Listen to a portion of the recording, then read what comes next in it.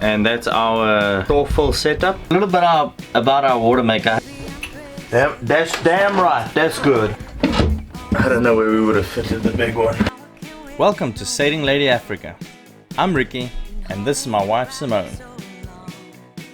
After 2 years of hard work on our boat, she's finally ready to take us from South Africa across the Atlantic to the Bahamas. Be sure to join in our adventures by subscribing down below.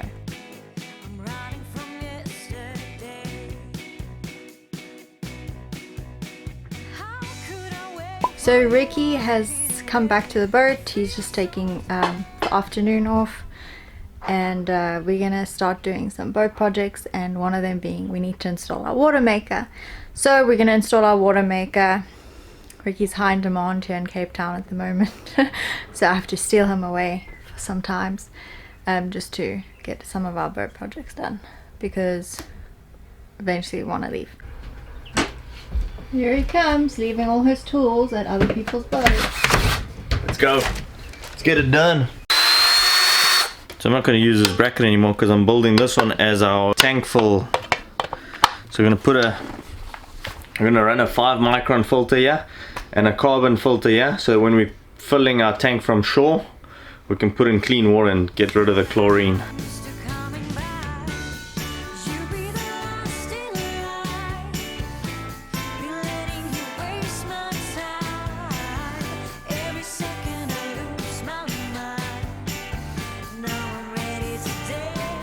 And that's our shore fill setup. So a standard hose plugs onto there with an adapter, which is thread to thread, and then goes in here through I put a 5 micron filter and then a carbon filter, and that's straight into our tanks to fill. Our water maker doesn't take one of those though. A water maker does take one, but it takes it on the supply line from the ocean. So that's the strainer, and then the 5 micron to filter the seawater so that you get no particles in the seawater, because that can block up the RO membrane, and in the RO membrane you purely just want to send clean water into there. Set up a little tap because obviously the water is demineralized, and it kind of tastes real like dead, so we might put a little inline mineral filter.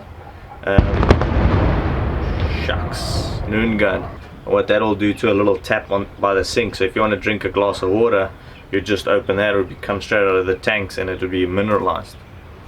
So we'll see. That's a project on the non-essential list. This is our 5 micron filter. We stick the 5 micron filter in on the supply line, the first one.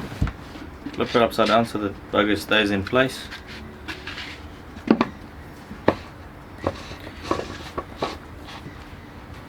He's nice and tight. The second one we stick into the carbon filter. The carbon filter is to remove chlorine, bad taste, all of that stuff. Get rid of that so that you can have nice clean fresh water in your tanks. And the major reason for this is when you flush our RO system, which is our water maker, we don't want chlorine to go in there because that will damage the membrane. It doesn't damage it immediately, but it damages it over time. You just really want to avoid it. So bam, 5 micron and then a carbon filter. Moving on to our water maker. A little bit about our water maker. I haven't told you guys, maybe I've told some of you, what happened to our previous water maker. We had the big bazooka, and that was a potent system. That system makes 180 liters an hour. It was really strong, good water maker. But the deal came up after we did the 2 engines. We were like, we couldn't fit that membrane anyway. It's huge. It's a 40-40 membrane, so you can research how big it is. It's not that standard 25-40s. It was the 40-40 that we had. It was a mission to try and find anywhere it weighed a ton. That membrane alone weighed more than this whole water maker. Even our pump was heavy though. And then our pump was heavy. That was a 1100 or 1500 watt pump motor on a triplex pump. It's standard high production water maker setup. But our size boat, this is only a 36-foot cat. We are limited to some extent with space. The one boat that I worked on, they said, listen, they got a 2-year-old water maker. If I was willing to do all the labor and fitment of a second water maker, they would give this one to me and I would build a second one at 0 cost labor wise and components free. So that's what we did. So I built them a second water maker, and now they've got a water maker that one makes 300 liters an hour and one makes 180 liters an hour. And we got their little one. The only downside of it, this came off a 24 volt system.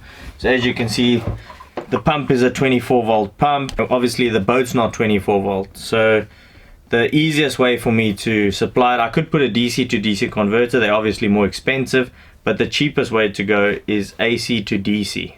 So just get a 24 volt supply and hook it up to this. Now I do have one, and it's an open type transformer. I'm probably going to upgrade it, get a second one anyways, and get up to this puppy. And if this motor packs up one day, we'll maybe change it to a 12 volt setup and then hook it up to the solar. So this draws, you're looking at about 5 amps at 24 volts, 10 amps at 12 volts. That's what they say, but it's always more. So call it about 15 amps at 12 volts, which is not too bad. That's really reasonable. We can run it when there's solar charging or whatever the case may be. So yeah, that's the pump. These are recovery water makers. So what happens is the pump provides low pressure. Well, it's low pressure relative for water maker low pressure. So it provides between 8 and 11 bar or 6 to 11 bar pressure. And inside there's like a piston, and as you know, a big piston and a small piston, and it pressurizes on the big side, and then this side increases. So that's how you get your high pressure, is on the secondary side. And then that pressure that's bypassed through the membrane, there's still pressure left over, and that feeds back into the system to pressurize the initial. So that's why they call it a recovery style system. That's how they make it really efficient and whatnot. This is a Technico Marine, or in the model is the OAC30. It's 30 liters per hour, about 10 amp draw at 24 volts. So double that for 12 volts. So this is the piston type system. The membrane's at the back. That takes a small little 21-25 or 25-21 membrane, 25 inches by 2.1 inches in diameter.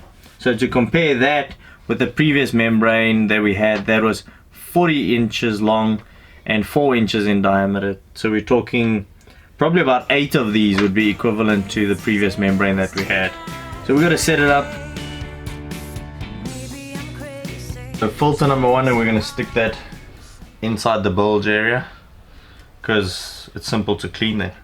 All I got to do is just hook this up, or just loosen this inside there, and all the water can drain into the bilge that's left inside here. I don't have to worry about it being inside a cabinet. There we go. Oh, I didn't even size it. Let's see if it's good. You see, I sized it. So this is the strainer. It's got a little element in there, which I'll show you now. Wasn't that for the water pump? Yeah. So it strains for our water pump and for our water maker. Oh. 2-in-1 job. And then that's for our water maker, which is a 5 micron straight, and then pump, and then system, and then I'll put another T here afterwards so that we can flush with fresh water. And the great thing about that is, if I close just this valve, I can flush the other pump with fresh water too if I wanted. So I could flush the saltwater system with fresh water. That's damn right. That's good. That's good. I like that idea.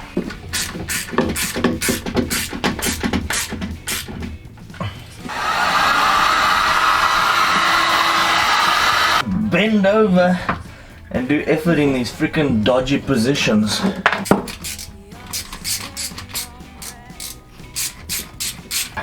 Windows in there. Perfect. So there's the filament strainer. Super easy to clean. Right here in the bulge, done. Clean it. Good, lock closed. Filters through there. Feeds up into our water maker. Ricky forgot that he disconnected the tank full this one time, and we had to fill up the tanks with water. And we put the hose pipe in the hole and everything, and I put the hose pipe on, and next thing I know, that whole flippin' cabinet is full of water. Fun story. Lesson learned, children. Lesson learned. All because Ricky forgot that he disconnected it. He has a memory of a goldfish. All part of life. Forgetfulness. Memory of a goldfish.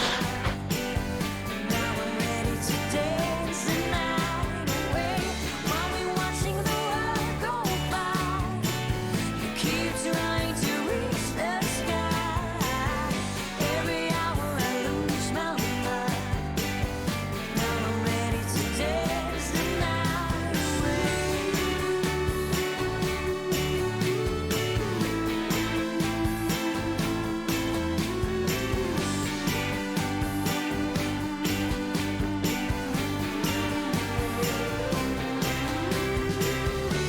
Do you know what this thing is? It's a fuse. Oh. No, you plug that thing in. So it's a relay, and what it does is you give it power here. So you give it like a supply for like a signal or something like that. So like 12 volt low amperage, and then what happens is it acts like an electronic switch, if you think of it. So you can switch something on somewhere, and this will let higher power, higher amperage go through it here. Understand? So you don't need to run thick cables, long distances and stuff like that. Or from, say, from like a control system, so it sends, telling the motor run. So that's what that thing does. Cool. So yeah, think of it like an electronic switch. While Ricky is screwing in our water pump, be sure to hit that subscribe button and click on the notification bell to alert you every time we upload a new video. And don't forget to give us a big thumbs up. It's a free way you can support our channel. This one being uncomfortable, honey. It's one thing I don't enjoy about projects is that everything's always so tight to get to all these places.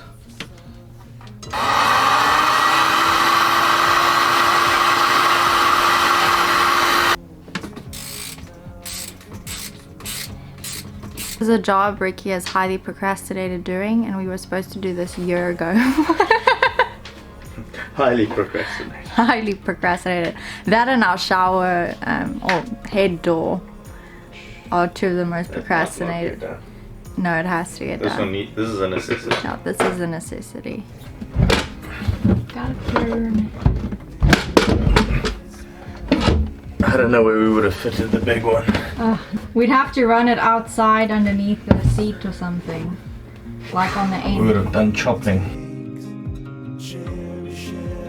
Okay, so control panel there, and then we feed our power down here.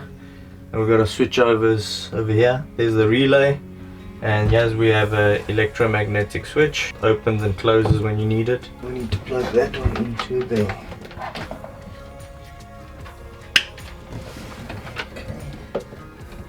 That's good. And now we've got the pressure feedback.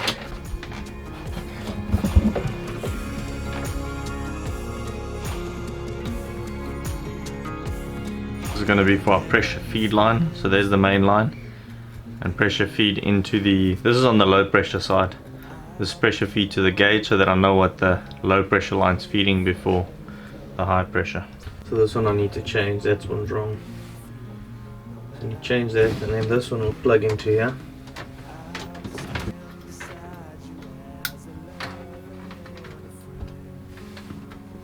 In the feed line, which I could put pretty much anyway. Yeah. So I made a mistake on the sizing on this one, so I just needed to change that brass end for another one. So for the right size, it's 16 mil. This might look like standard braided hose, but it's not. This is 21 bar braided hose. Standard braided hose only like 10 bar. So this is much tougher. Also quite a bit more expensive than the normal. Just standard braided hose, like that. It's got a soft inner core. This has got a firm inner core. So this is all pressure. Yeah, this is on the low pressure line. This goes in. So that gives us feed pressure on the low pressure side. On the high pressure side we read off the system. Is it kind of like playing Tetris, huh? Kind of. Okay. Need to make an adapter for this pipe to go into this pipe, and then it has to go into that pipe, and then another adapter into that pipe. Okay. I think we're good to go now.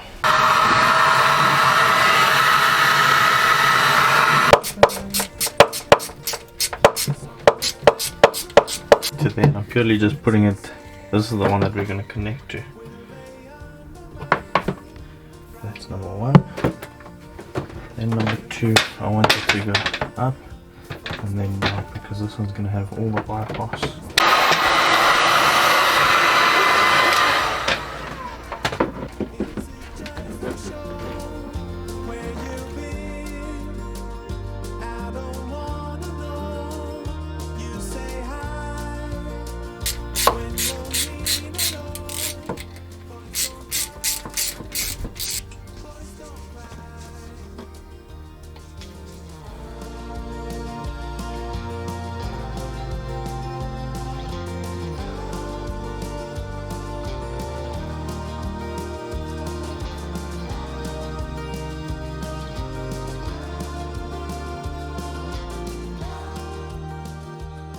So the water comes in here through the seacock. See, we open that, water comes in.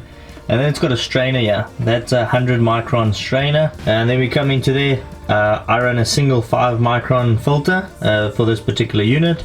And then we got the water maker in here. So let me close this and I'll show you what's inside. There's the little water maker. It's a 30 liters per hour water maker. There's the pump. So what this one does is it's got this is like a booster pump and a supply pump at the same time. It gives you, and it's mounted pretty low so we'll have good pickup. We boosting out here at about 7 bar, and then we got the pretty much a pressure amplifier. It's just got a piston system in there which increases that pressure up to desalination pressures, which is probably about between 40 50 bar, and so then that sends it through the membrane, which is the carbon fiber tube that you see in the back there. The membrane's inside that one, and then it feeds up to the control unit, which we'll show you now. And there's the bypass line. This unit, so this pump pumps the water into there. That amplifies the pressure quite a lot so that it can pass through that very dense membrane, shoots it up this feed line here, comes into the control unit, gives us a flow rate through here, and then we've got a selector valve there, which is either water to chuck away or water to into the tanks.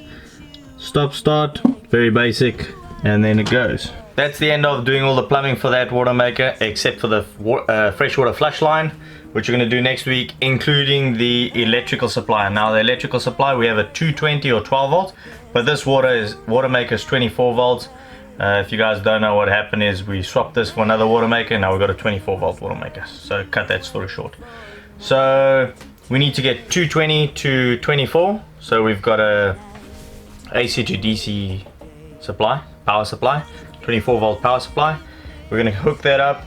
And then, so if you guys like this video and you want to see more about the water maker and how it works and all of that stuff, subscribe below and give it a thumbs up. We'll show you in the next week's episode, and we're going to run the water maker. We're also going to add a TDS meter, which is like a total dissolved solids meter, and pretty much just tells you how much impurities is in the water, so you know the quality of the water that you're making. It's a relatively cheap, probably about last time I checked, probably about $60 for the little unit, but it tells you what quality of water you're making, and I think it's a good investment in that sense. Check next week's episode where I'm going to show you guys how we flush the system and run through and look after the system. We're going to show you all of those things. We actually show you the system running. This week's been madhouse, but we managed to get some work done. Have a good week, guys. All the best for the weekend, and stay safe, spend time with the family, and remember the most important thing in life: have fun. Ciao, ciao. If you would like to join the Lady Africa family, you can do so by clicking on the links in the description below.